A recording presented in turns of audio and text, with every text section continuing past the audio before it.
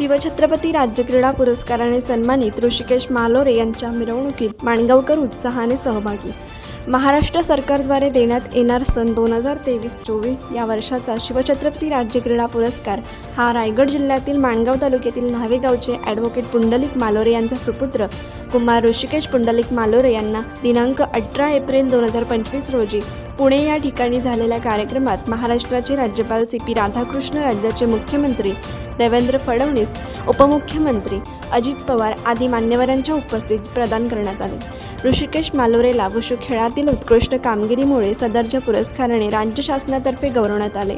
या पुरस्काराने ऋषिकेशने माणगावच्या शिरपेचात मानाचा तुरा रोवला आहे।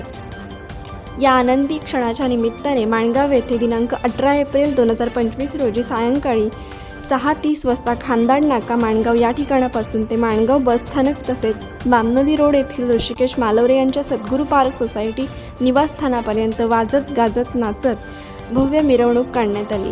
या मिरवणुकीत माणगावकरांनी उत्साहात सहभागी होऊन ऋषिकेशचे खास अभिनंदन करून त्यास पुढील वाटचालीसाठी शुभेच्छा दिल्या। कोकण एक्सप्रेस चॅनलला लाईक करा, शेअर करा आणि सबस्क्राईब करा।